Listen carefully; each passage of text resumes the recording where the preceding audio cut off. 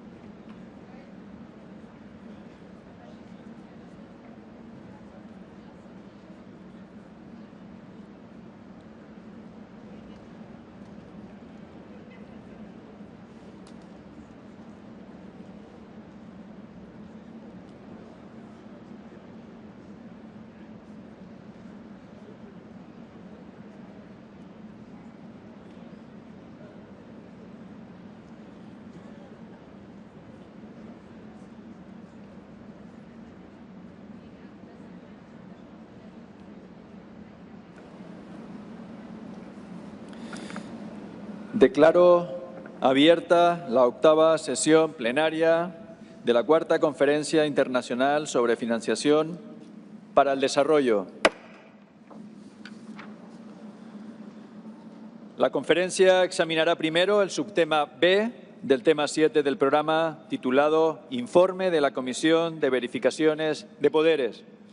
La conferencia tiene ante sí el informe de la Comisión de Verificación de Poderes, publicado como documento A/com.227/2025/5, relativo a las credenciales de representación ante la 4ª Conferencia Internacional sobre Financiación para el Desarrollo.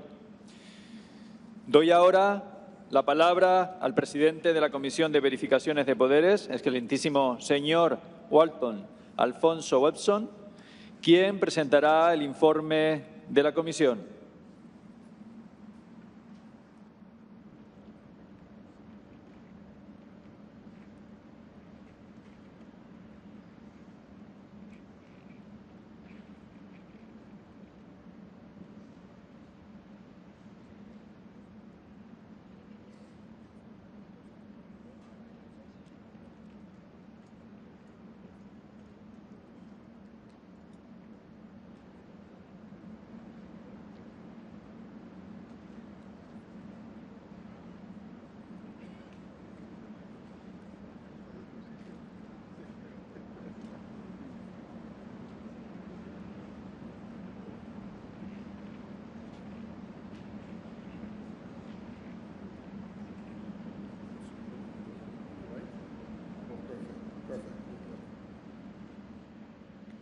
Shall we go ahead? Yeah.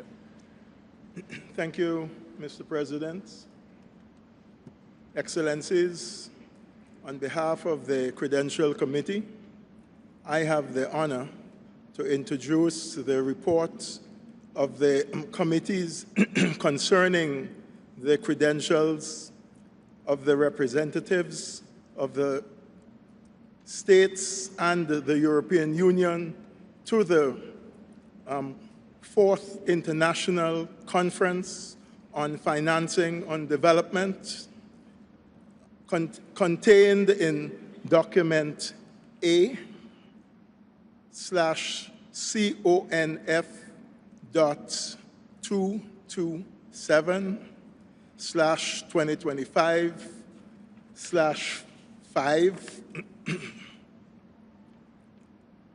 Having considered the credentials of the representatives at its meeting on July 8th, 2025, on the 2nd of July, 2025, the Credentials Committee adopted without a vote a draft resolution accepting the credentials.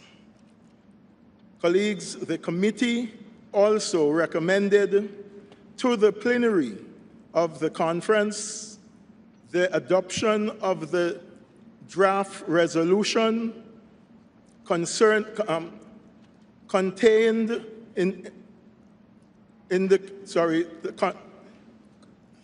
concerning the credentials of the representatives to the conference, contained in paragraph 18 of the report of the committee. I would like also, colleagues, to note that since the meeting of the Credentials Committee, formal credentials were received by the Secretary General regarding the following: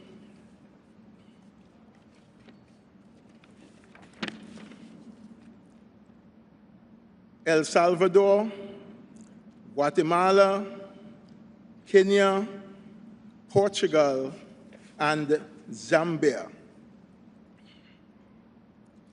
The conference is therefore requested to adopt the draft resolution,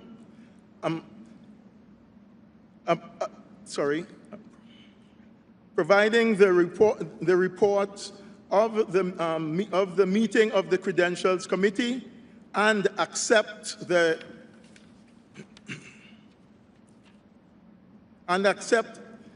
additional credentials submitted subsequently to the meeting of the Credentials Committee.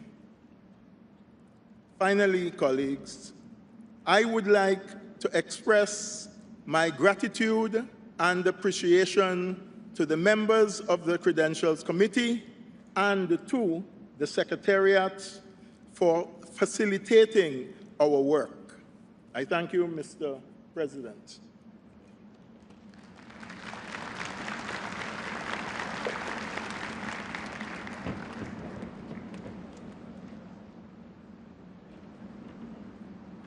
De verificación de poderes.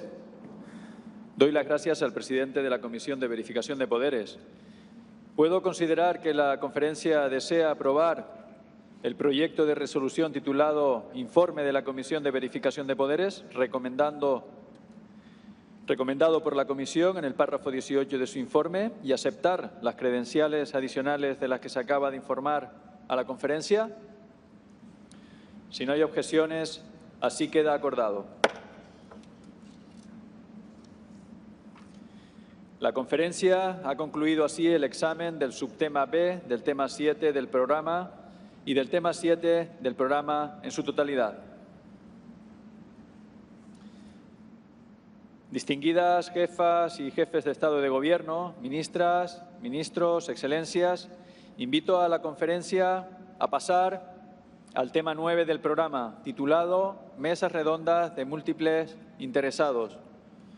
Las 6 mesas redondas se centraron en diversos temas.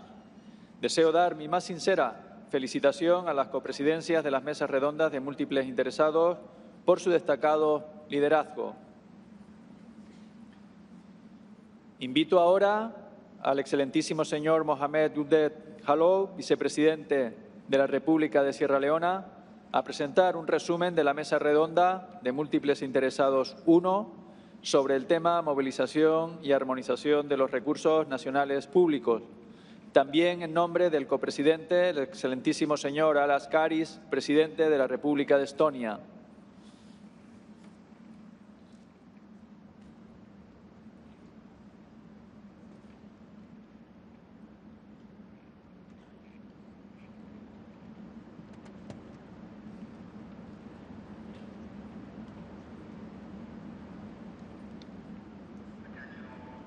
Excellencies, distinguished delegates, a multi-stakeholder roundtable 1, mobilizing and aligning domestic public resources. Excellency, distinguished delegates, I was honored to co-chair the multi-stakeholder roundtable 1 entitled Mobilizing and Aligning Domestic Public Resources, held on 30 June 2025, along with His Excellency Alarkaris, the President of the Republic of Estonia. 1, there was broad consensus that strengthening domestic revenue collection is fundamental for sustainable development. Countries emphasize that they are already working hard to strengthen their domestic tax system and digitalize their tax administrations. Countries shared concrete strategies focused on implementing progressive, equitable tax reforms, but also called for greater capacity building efforts to further strengthen fiscal systems in developing countries. 2, speakers emphasized the importance of supporting a more inclusive and effective international tax architecture with universal support for the UN Framework Convention on International Tax Cooperation, as well as some calls for stronger mechanisms of transparency on beneficial ownership information, tax reporting, and taxation of high net worth individuals. 3, transparent and effective fiscal system. We are consistently linked to strengthening the social contract. Many participants call for more effective public expenditure that aligns with sustainable development. The over 500 public development banks were recognized as critical for mobilizing long-term capital. There was strong support for the role of public development banks working together, including supporting national development banks to leverage greater resources from these banks. Thank you very much.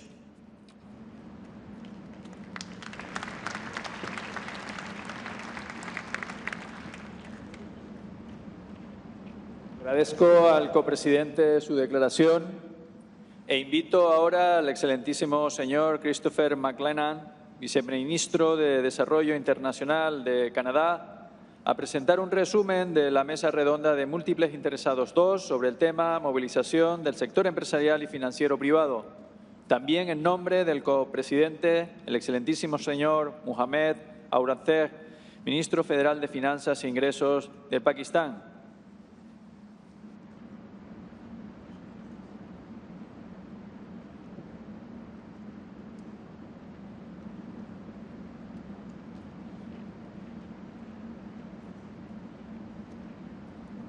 Excellencies, distinguished delegates, I have the honor to present the summary of Multi-Stakeholder Roundtable 2 entitled Leveraging Private Business and Finance, held on 1 July on behalf also of my co-chair, His Excellency Mohamed Aurangzeb, Federal Minister of Finance and Revenue of Pakistan.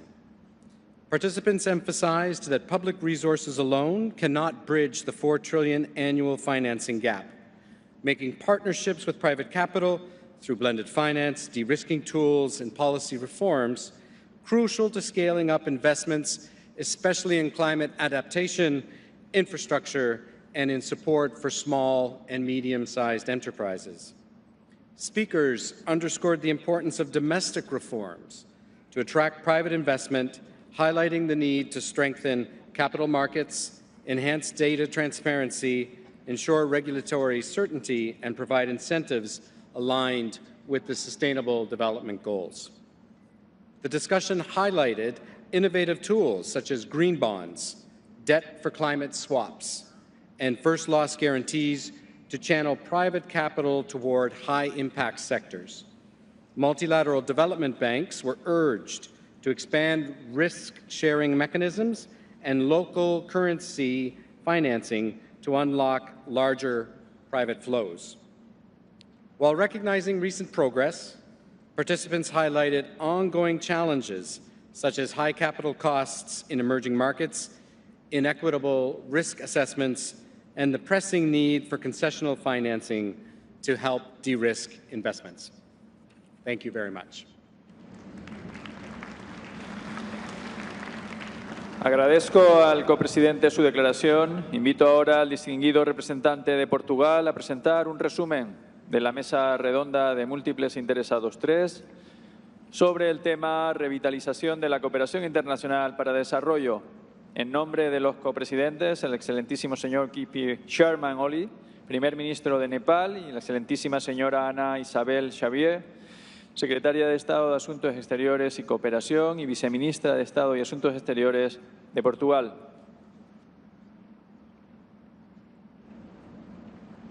Señor presidente de la conferencia, distinguidos delegados, excelencias, I have the honor to present a summary of Multi-Stakeholder Roundtable 3 entitled Revitalizing International Development Cooperation, held on July 1st, 2025, on behalf of the co-chairs, His Excellency K.P. Sharma Oli, Prime Minister of Nepal, and Her Excellency Ana Isabel Xavier, Secretary of State for Foreign Affairs and Cooperation of Portugal. There was broad consensus that international development cooperation remains indispensable for achieving the Sustainable Development Agenda.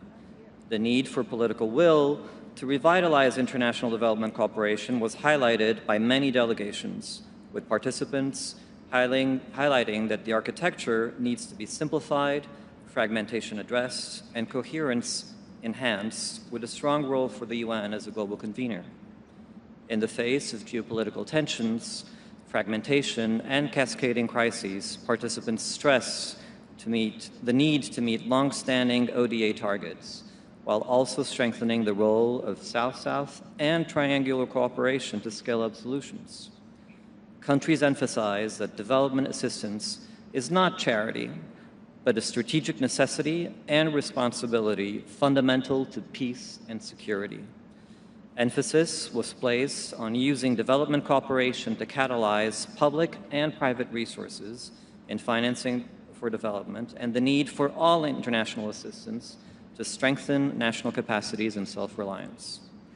Participants called for shifting away from income-based metrics to multidimensional indicators that better capture structural vulnerabilities, especially for middle-income countries and countries in transition.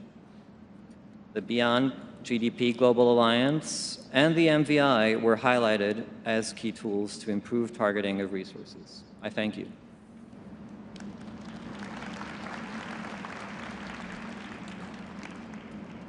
Agradezco al representante de la copresidencia su declaración e invito ahora al distinguido representante de Eslovenia a presentar un resumen de la mesa redonda de múltiples interesados 4 sobre el tema afianzamiento del sistema de comercio multilateral y aprovechamiento del potencial de la ciencia, la tecnología y la innovación.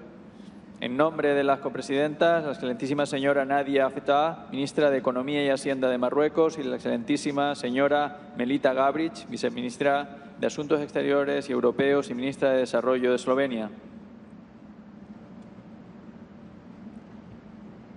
Excellencies, distinguished delegates, ladies and gentlemen, I have the honor to present the summary of Multi-Stakeholder Roundtable 4 entitled Upholding the Multilateral Trading System and Harnessing the Potential of Science, Technology and Innovation, held on July 2nd, 2025, on behalf of the co-chairs, Her Excellency Nadia Feta, Minister of Economy and Finance of Morocco, and Her Excellency Melita Gabric, Deputy Minister for Foreign and European Affairs and Minister for Development of Slovenia. Participants reaffirmed the centrality of rules-based, inclusive, multilateral trading system with justice and fair competition. Yet participants also indicated that reform of the World Trade Organization is critical to ensure a functioning system. Many referred to the next WTO Ministerial Council meeting as critical for the future of multilateral trading system. Speakers noted the relevance of fostering a trading system that supports sustainable development, including by elaborating supply chains that include developing countries and enabling greater localization. Some participants expressed concern about unilateral measures that affect trade. There was also a call to promote a new model for investment agreements that respect policy space and enhance cooperation. Many speakers called for bold steps to close digital divides and advance transformations with the right policy and finance reforms and strengthening convergence on science and technology. While speakers recognized the large potential from investment in science and technology, there were also concerns expressed about the challenges from new technologies such as artificial intelligence. Overall, speakers also emphasized the need to go beyond finance and align financial systems with the real economy policies, technology, capacity building, and international trade in ways that promote sustainable development. Thank you.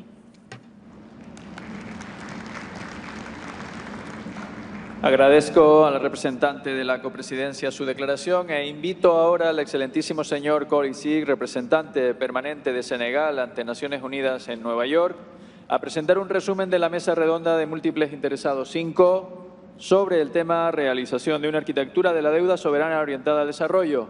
En nombre de las copresidencias, el excelentísimo señor Pedro Sánchez, presidente del Gobierno de España, y el excelentísimo señor Bassirou Diomaye Diakhar Faye, presidente de la República de Senegal. Je vous remercie, Monsieur le Président, Excellences, Mesdames et Messieurs.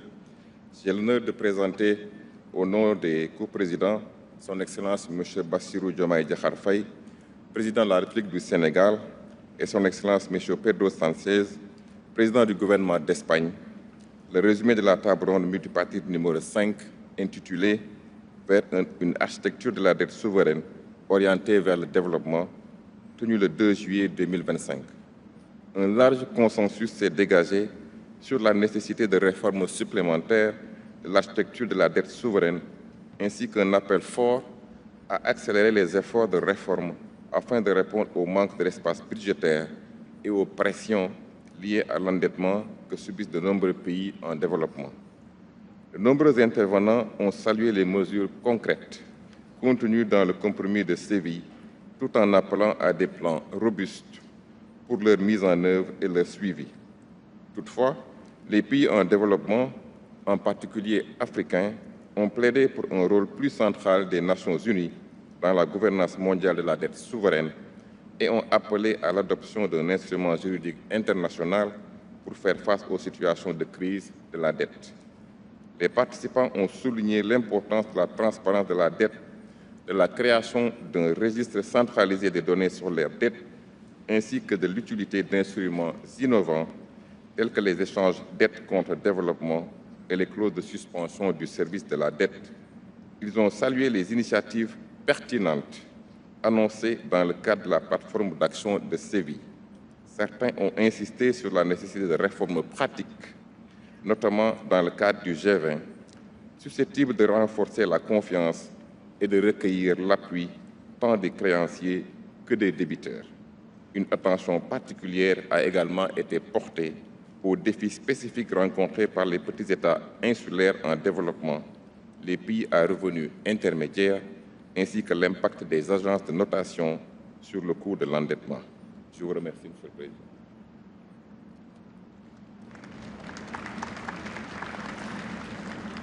Agradezco al representante de la copresidencia su declaración e invito ahora al excelentísimo señor Seydi Keita, ministro de Finanzas y Asuntos Económicos de Gambia, a presentar un resumen de la mesa redonda de múltiples interesados 6 sobre la reforma de la arquitectura financiera internacional y solución de problemas sistémicos, también en nombre del copresidente, el excelentísimo señor Carlos Cuerpo, ministro de Economía, Comercio y Empresa de España. Good afternoon. I have the honor to present the summary of the Multi-Stakeholder Roundtable 6, entitled Reforming the International Financial Architecture and Addressing Systemic Issues, held this morning here in Seville. Also on behalf of my co-chair, His Excellency Carlos Caballero, Minister of Economy, Commerce and Business of Spain.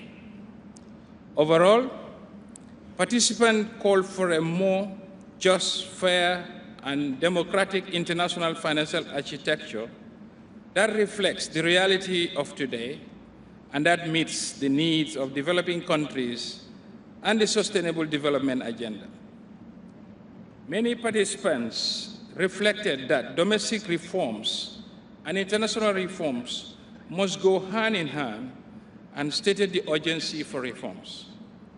Participants called for increasing the voice and representation of developing countries in international economic and financial institutions.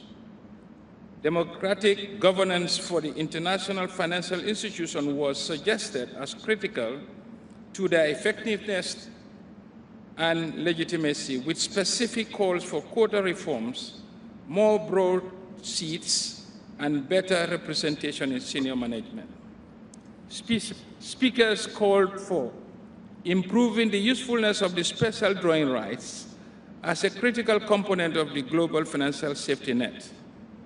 Participants supported SDR rechanneling, including through multilateral development banks, the development of an SDR playbook, and stronger role for SDRs in the international monetary system, including fairer allocation of SDRs.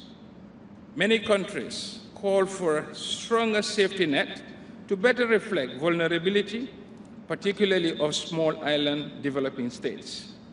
Suggestions were made for strengthening the MDB, lending to developing countries, with many suggesting the need for higher lending capacities, as well as the incorporation of vulnerability in allocation decisions.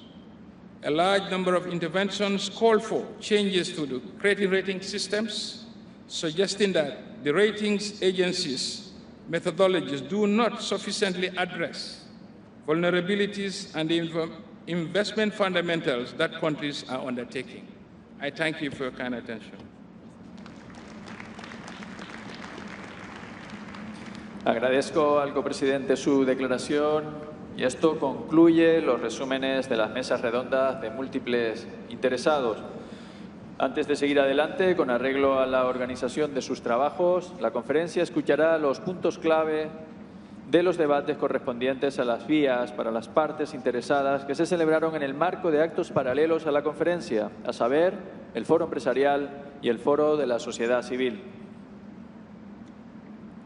En primer lugar, cedo la palabra al señor José Viñals, asesor principal y expresidente de Standard Chartered, para informar a la conferencia de los puntos más destacados del Foro Empresarial.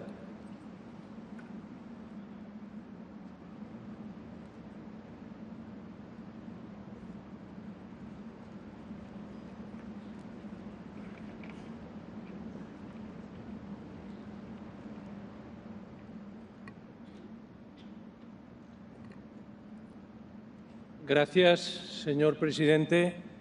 Your Excellencies, ladies and gentlemen, thank you for having me here today to issue a special statement on behalf of the International Business Forum, which are the activities which have been taking place in the pavilion next door.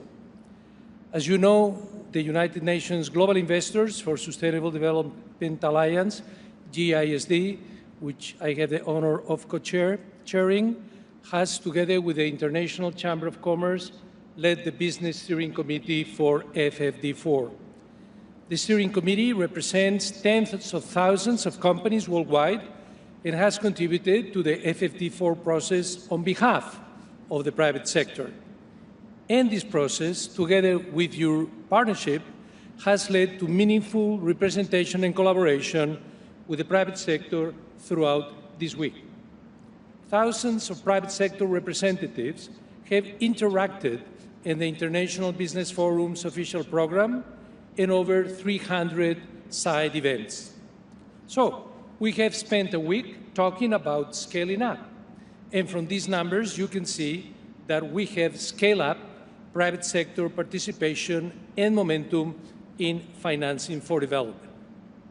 Two clear messages have emerged from the conversations. First, the financial sector is, of course, driven by commercially attractive investment opportunities. The good news is that financing for development presents those opportunities, and we need to strengthen this narrative as we operate in a world of shrinking concessional resources. Second, to unlock these opportunities, We need enabling policy environments set at the national level that can encourage and not discourage international flows of finance from advanced economies where the money sits to the developing world where the money is needed. At the beginning of the week, the International Business Forum released a communiqué that accords with the Seville outcome document and which provides 5 concrete set of actions that the business community strongly believes can be catalytic in increasing private finance and investment for sustainable development. These areas for action are, first, scaling blended finance; second, developing country-led platforms of sustainable investment projects; third, creating interoperable sustainable finance legislation; fourth, addressing financial regulatory barriers; and fifth, extending finance to underserved sectors and communities. We believe this is an ambitious but achievable plan. It is definitely mission possible. Of all the policy topics negotiated throughout the FFD4 process and contained within the outcome document, we are recommending these 5 areas as where progress can be made to match ambition with action and move forward the UN SDGs. Until now, we have been in the ideation phase. Coming out of Seville, we have the roadmap. And we know from our conversations this week that the platforms and the partnerships already exist. The public sector and the private sector acting alone cannot deliver on this plan. But together, we can. The public sector has the rule book, can make policy. The private sector has the checkbook, can provide the financing. So now, we move to the implementation phase. The lives and the livelihoods of the communities we serve as private companies depend on this, and we must hold ourselves accountable. We look forward with your endorsement in the Compromiso de Sevilla, the Sevilla Compromise, to using the Business Forum Steering Committee as a key mechanism to ensure that the private sector is delivering on what it has set out to do, and to continue to advise this forum, the UN agencies and member states on establishing the necessary enabling conditions for private finance to flow at scale for sustainable development. Thank you.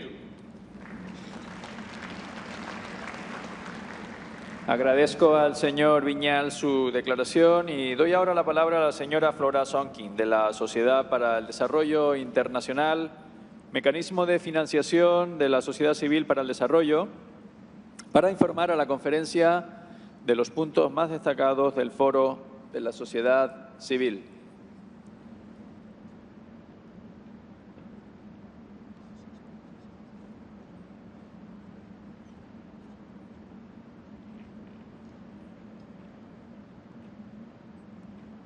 Thank you. It's my pleasure to deliver this statement from both the Feminist Forum and the Civil Society Forum. We, over 1,000 members of civil society organizations, trade unions, movements, and networks from around the world, actively engaging and contributing to the Financing for Development process since its inception, have convened both the Feminist Forum and a CSO Forum ahead of FFD4. This declaration is therefore both a reaction to the Compromiso de Sevilla and a political statement reflecting the shared recommendations we want to convey to UN member states and the international community.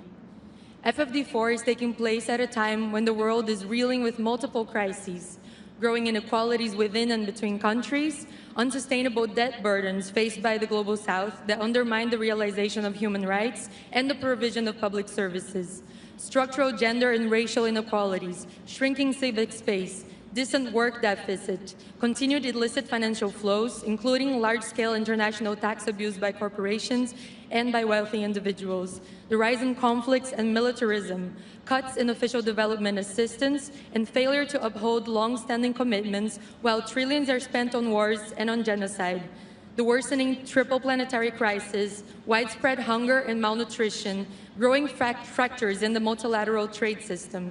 The SDGs are also largely off track, with 84% of its targets showing limited progress and even reversals. These massive challenges that we currently face are systemic in nature. Despite their gravity, they are not unsurmountable. They are deeply entrenched in and reproduced by the inequitable design of the current international financial architecture and the global economy. Overcoming these global challenges is, in fact, a political choice that requires an unwavering commitment to justice, equity, democracy, and the overall well-being of people and planet, in a way that we have continuously failed to see from decision makers, particularly those in the global north who benefit from the status quo. By adopting the Compromiso de Seville, member states compromised on the ambition of the outcome document that should have delivered to reflect the urgency of our times. We are also disappointed by the lack of transparency and accountability of the process, which excluded civil society from access to the attributed text, as well as from the last rounds of negotiations. Disclosure of civic space continued up to Seville, where civil society participation in the conference became tokenistic. This must not set precedent for future processes. Civil society remains seriously concerned by the lack of political will to embrace bold reforms and the blockage of any real progress shown in the negotiations, particularly by global north countries, which continue to protect undemocratic institutions where they hold the decision-making power. We support Global South countries' proposals for actionable mandates for the reform of the international financial architecture, especially on debt and aid architectures, which were blocked throughout the negotiations, but they are a precondition to redress the colonial legacies enshrined in the current financial architecture and offer real pathways to unlock the much-needed resources for countries in the South to finance their own development priorities. The Compromiso de Seville stands as a compromise to the lives of millions of people in the Global South living under the subjugation of unsustainable debt, compounded by the hardest impacts of a climate crisis and ecological crisis to which they did little to contribute to. As usual, women are forced to bear the largest burden in times of crises and to fill in for the gaps resulting from austerity. A feminist approach to financing for development demands that these cross-cutting issues remain central in all areas of global economic governance. Far from being a testament to the success of multilateralism, the compromise text reflects the outcome of a race to the bottom pushed by the global north. The Civil Society Forum participants also raised the alarm on how no financial justice can be reached without an urgent end to escalating wars, territorial invasions, and genocide. We reject the militarization of aid and the diversion of development cooperation towards security objectives that perpetuate inequality and harm, and demand redirecting military spending towards financing public services, social infrastructure, and environmental resilience. The time to act is now. If all member states are serious about their claims to support inclusive, fair, democratic, and sustainable development for all, and to truly strengthen multilateralism, the FFD4 outcome should have reflected a genuine partnership between rights holders, member states, and development partners, based on power sharing, transparency, and accountability, strengthening the integrity and ambition of the financing for development agenda. Despite the sidelining of civil society voices, while enabling a corporate capture of development, which unsurprisingly led to an outcome document that reinforces the status quo, we refuse to accept this trajectory as inevitable. We will accept nothing less than a commitment to follow up from Seville, ensuring meaningful progress in the reform of the international financial architecture. This includes the commitment towards legally binding framework conventions on international tax, sovereign debt, and international development cooperation. A detailed version of both the statements of the Feminist and CSO Forum declarations with all our recommendations will be submitted. And in the meantime, as we have shown this morning with all the energy and the spirit of international solidarity that we brought to the CSO action that happened in the main hall, we look forward to staying engaged in this process and participating meaningfully towards a global financial architecture that works for people and planet. Thank you.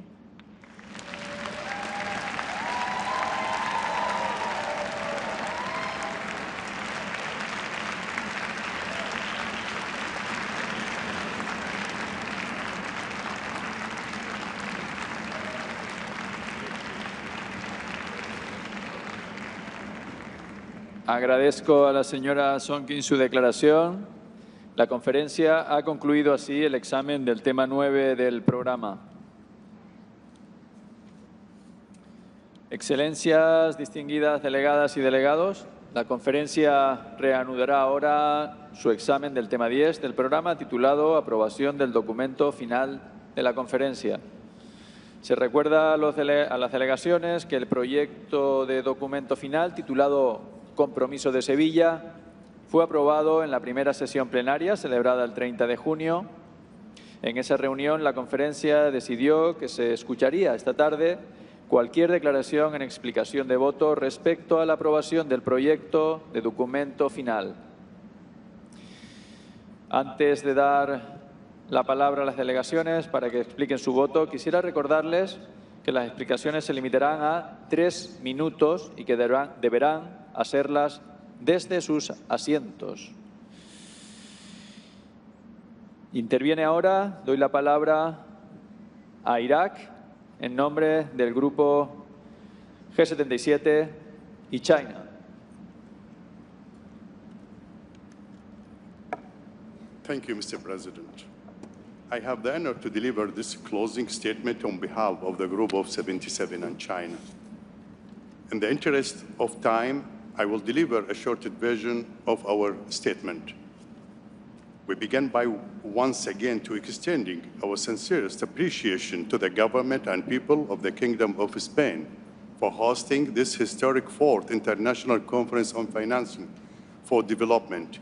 We are deeply grateful for the generous hospitality and excellent arrangement provided throughout the days of the conference, which have contributed to a conducive environment for dialogue and engagement.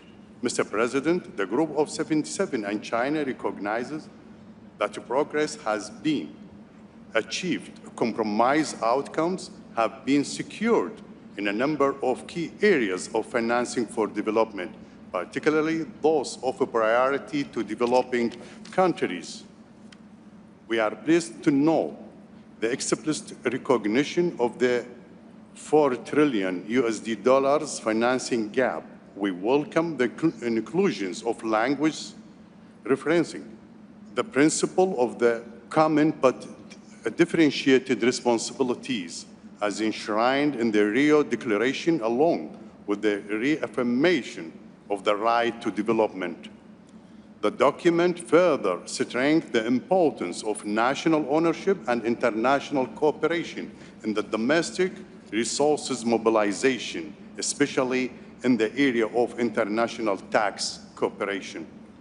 The group welcomes the recognition of the need to mobilize private resources at scale and speed, the step to support MSMEs through reviews of regulatory framework, and the call to scale up FDI in developing countries in accordance with the national investment priorities. The group supports the call to refrain from the unilateral coercive measures that are in breach of international law and the Charter of the United Nations, which hinder economic and social development, particularly developing countries. In conclusion, Mr. President, while the Group of 77 and China is pleased to join the consensus on this outcome document, we recognize it as an important first step forward, and therefore we call for its full, effective, timely, and balanced implementation. The deliverables must be translated into concrete action on the ground, and our collective efforts must continue to strengthen the financing for development agenda in support of developing countries. I thank you, Mr. President. Doy las gracias a Irak en representación de G77 y China y doy la palabra ahora a Argentina. Señor presidente, la delegación argentina reconoce la labor de los copresidentes y la mesa directiva del comité preparatorio de esta conferencia, así como de los cofacilitadores del proceso negociador del documento de resultados y del apoyo técnico de la Secretaría. Señor presidente, con relación al documento de resultados adoptados el 30 de junio bajo la numeración A/Conf 227/2017, 225/L1, la Argentina reitera los elementos de la explicación de posición realizadas el pasado 17 de junio en la sede de Naciones Unidas en Nueva York, en ocasión de la sesión de cierre del cuarto comité preparatorio de esta conferencia. La delegación argentina se reserva el derecho de evaluar el texto en función de su posición nacional y ampliar su explicación de posición en ocasión del tratamiento del tema por parte de la Asamblea General de las Naciones Unidas.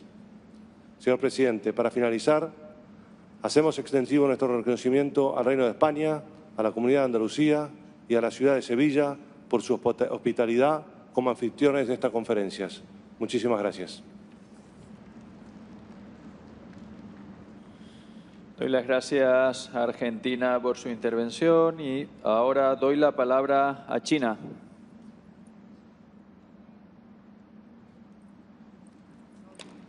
主席先生，中方祝贺本次会议通过塞维利亚承诺成果文件，并期待各方加强合作，合力帮助发展中国家解决好发展筹资问题。中方对于成果文件中关于债务问题、打击非法资金流动、发展援助等部分案文还有一些看法，会后将提交书面材料。再次感谢西班牙政府的热情款待，谢谢主席。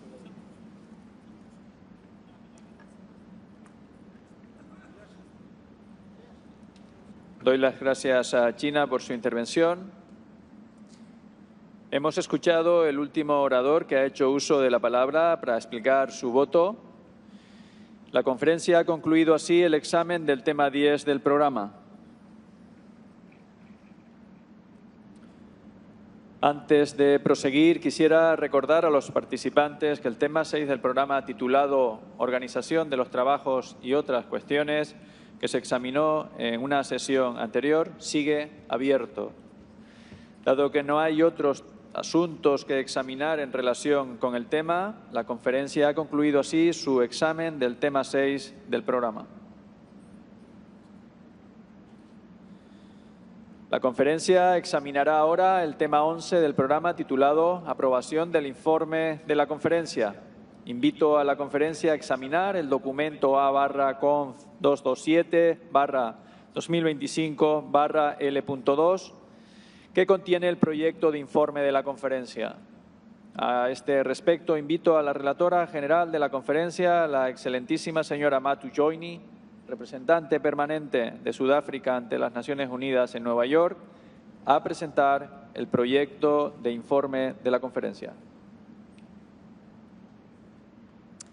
Thank you, Mr. President. I have the honor to introduce the draft report of the 4th International Conference on Financing for Development, as contained in document A/Conf 227/2025/L2. Chapter 1 of the draft report reflects adoption of Resolution 1, entitled Seville Commitment, and Resolution 2, entitled Credentials of Representatives to the 4th International Conference on Financing for Development. Chapter 2 contains information on the organization of work and other organizational matters, including information on date and venue of the conference, attendance, opening of the conference, the election of the President and other officers, the adoption of the rules of procedures and the agenda, credentials of representatives to the conference, and documentation. Chapter 3 will be finalized to list the representatives who spoke during the general debate at each plenary meeting. Chapter 4 will be finalized to reflect on the proceedings of the 6 multi-stakeholder roundtables. Chapter 5 will also be finalized to reflect information on the consideration of the report of the Credentials Committee. Chapter 6 will be finalized to reflect information on the consideration by the conference of the draft outcome document of the conference. Chapter 7 and 8 will be finalized to reflect the proceedings of this meeting, including in relation to the adoption of the report of the conference and the closure of the conference. A list of documents before the conference will be referenced in the final report. Mr. President, that concludes my introduction of the draft report. I have the honor to submit to the conference the draft report for its adoption and seek the authorization of the conference to finalize the report after its closure with the support of the Secretariat. Thank you.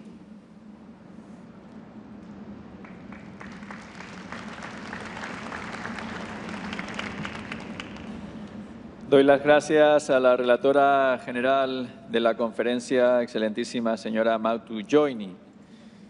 ¿Puedo considerar que la conferencia desea aprobar el proyecto de informe y autorizar a la relatora general a finalizar el informe en consonancia con la práctica de las Naciones Unidas? Si no hay objeciones, así queda acordado.